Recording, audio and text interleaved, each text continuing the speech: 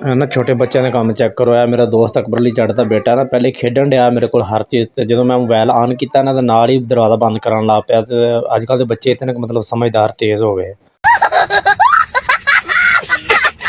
अस्सलाम वालेकुम गाइस, मैं हूं मोहम्मद नईम। तुसीं देख रहे हो मेरा यूट्यूब चैनल पंजाबी व्लॉग 133। मेरा चैनल खुश आमदीद।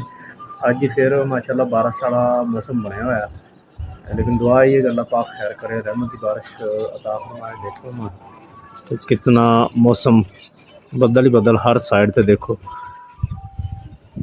अगर मेरे चैनल पर नई वीडियो देख रहे होंगे तो चैनल में जल्दी कर दिया करो सब्सक्राइब और बेल आइकन पर कर दिया करो क्लिक।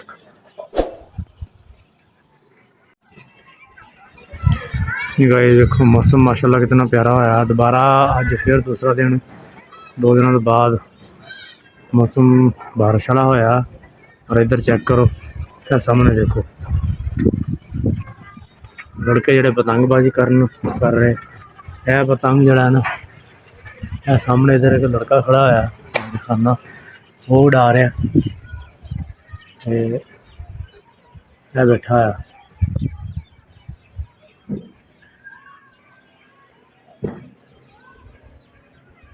और ये नाल ही इधर एक होर लड़का ये देखो सामने वह पतंग उड़ रहा है। वो मेरे ख्याल घर के अंदर थले छत मतलब हवेली के अंदर शायद खड़ा होया लोता उतो उड़ा रहा। थोड़ी खैर ए चेक करो ओ सामने वो देखो 2-3 लड़के होर खलोते है छतों के उत्ते निके निके बच्चे ये भी पतंगबाजी के उत्ते चढ़े हुए हैं। मौसम जिवें जबरदस्त बनया तो ये बच्चे जोड़े पतंगबाजी नहीं शुरू हो गए।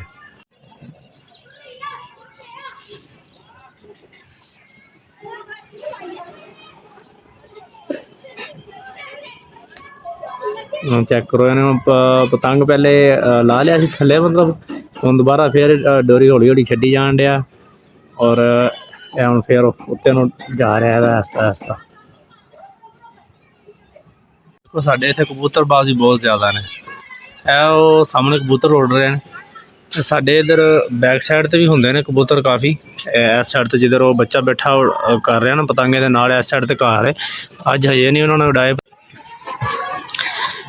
गली के चेक करो सामने बच्चे घर के अगे कट्ठे हुए मेरे ख्याल इतने ना अज कोई खरात वगैरह होनी है तो जो कोई खरात वगैरह होंगी है ना तो गली के एक बच्चा निकल के आवाज़ देंदा बच्चों बच्चों चीज़ बनी दी ले जाओ बस इतना आवाज़ देगा सारे बच्चे कट्ठे होना शुरू हो जाते हैं। देखो उधरली साइड तो उपर भी बच्चे भजते आते हैं। ओ देखो सामने ओ छोटे छोटे बच्चे कोई आ रहा कोई जा रहा।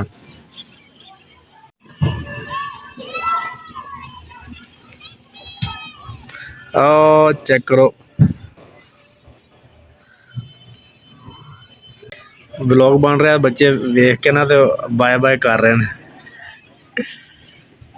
देखो काम है साढ़े ना बचपन के होंदा सी कि मतलब जो कोई चीज़ वंडी जाती सी ना कोई तरह खरात वगैरह तो घर जाके खुद देनी तो या फिर वैसे दावत दे आनी कबीर ते। लेकिन इतने शहर के इतने खास तौर पर रिंजा खान मैं देखा कि इतने जो किसी को कोई चीज़ तकसीम करनी होंगी है ना एक बच्चा गली च निकल के आवाज़ दे देंदा बाकी आन के लै जाते। बाकी ओवरऑल पिंडा के हजे भी मैं देखा जाता कि भी उत्थे ना घर घर जाके देंगे। लेकिन ये भी इन्हों का भी तरीका ठीक है जगह पर टाइम की बचत होती सारे बच्चे कट्ठे हो जाते और लै जाते चीज़ उस फिर एक एक घर जाना पैंदा जाके देनी पैंदी टाइम कल्ला बंदा कोई हो तो वास्ते ज़्यादा मुश्किल हो जाता।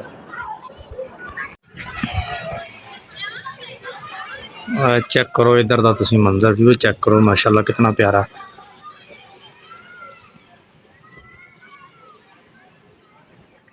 सामने साड़ी मस्जिद महल्ले की ओ सामने चेक करो बिल्ली का कम चेक करो इन्हें बिल्ली ने हम थले उतरना लेकिन इन्होंने हम ये आ देखो ये इस साइड तो उतरी छत तो थले इधरों दीवार तो आन के तो हम फिर उधर तो चली गई उन्होंने थले उतरना थले उतरन का उनको रास्ता नहीं लभ रहा। हम घूम घुमा कदी इधर कदी उधर लेकिन इन्हें उतर जाना मेरे ख्याल है कोई जगह होनी है बनी हुई जिथे डेली उतरती होएगी। वाह ओ जरा सामने नीला पड़ोला पिया ना दाना यदी बैक साइड तो उतरी है थले थल्ले उतर के तो मेरे ख्याल थल्ले चली गई, क्योंकि वो ना साइड का देखो जंगला है बनया ग्रिल साफ जा रहे उत्थों सीढ़ियाँ होनियां ने उत्ते थल्ले जाने वास्ते ना। अच्छा ना मैं एक होर बड़ी चीज़ नोट की है कि बिजली की प्रॉब्लम की वजह तो ना लोगों ने, मैं तो अज गौर किया छत ते ए देखो ए सामने प्लेट पई हुई सोलर प्लेट, और ओ देखो अगर उधर भी सोलर प्लेट पई हुई, काफ़ी सारे लोगों ने सोलर प्लेट सिस्टम कर लिया। और ए देखो तुहानू ए नज़र आ रहा होगा इस तरीके मतलब तिरछी पई हुई है सामने, यह भी सोलर प्लेटा पई हुई ने। और ओ सामने पई हुई है इधर ठीक है, ए सामने ए देखो यह भी सोलर प्लेटा लगी हुई हैं। ये काफ़ी यानी कि ना इधर ए देखो सामने इधर ए सामने देखो यह भी सोलर प्लेटा लगी हुई हैं। और इधर आ जाओ यह भी सोलर प्लेटा तकरीबन यानी कि ना हर घर यही सिस्टम चल गया। गर्मियों के विच लोग कम अज़ कम लो जी मेरा दोस्त अकबर अली जट ओदी छत पई हुई सोलर प्लेट, उन्हें भी लगाई हुई है। अगे नाल होर हमसाए ने उन्हों की पई हुई है इस तरह। मतलब ओ अगे देखो तो गाइस मैं तुहानू जूम करके दिखाना, ये देखो कुछ बहुत ज़्यादा उच्ची बिल्डिंग वो उत्ते भी सोलर प्लेट लगी हुई है। मतलब यानी कि ना लोगों ने बहुत ज़्यादा कर लिया है सिस्टम सोलर प्लेट का। यह देखो जी यह मेरा हमसाया होर यदी छत भी दो प्लेटा पई हुई हैं, अगे वो देखो भी पई हुई हैं।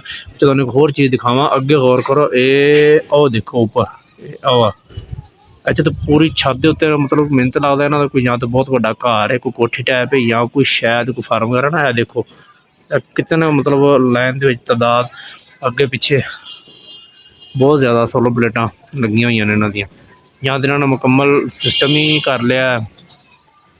चेक करो सोलर तो बिजली का निज़ाम ख़त्म करता है, या फिर इतने कोई शायद कोई स्कूल वगैरह या कुछ तरह की कोई चीज़ होनी है जिथे इतनी प्लेटा ने बहुत ज़्यादा। घर के मेरे ख्याल इतनी प्लेटा नहीं होंगे एक घर वास्ते। जी गाइस उम्मीद है कि तुहानू साडी वीडियो अज अच्छी लगी होगी, तो मैं माहौल अपना शेयर किया अपना देहात सॉरी देहात कह रहा कि तुहानू अपना शहर का इलाका दिखाया, अज छत पर चढ़ के मौसम तुहानू दिखाया। तो उम्मीद है तुहानू वीडियो अच्छी लगी होगी, वीडियो अच्छी लगी हो तो लाइक कर दिया करो, प्यारा जिहा कमेंट्स कर दिया करो। अगर चैनल पर नवी वीडियो देख रहे होंगे हो तो चैनल को सबसक्राइब कर दिया करो, बैल आइकन पर क्लिक कर दिया करो। मिलते हैं नैक्सट फिर किसी अच्छी वीडियो के नाम, तब तक अपना ख्याल रखो, अल्लाह हाफिज़।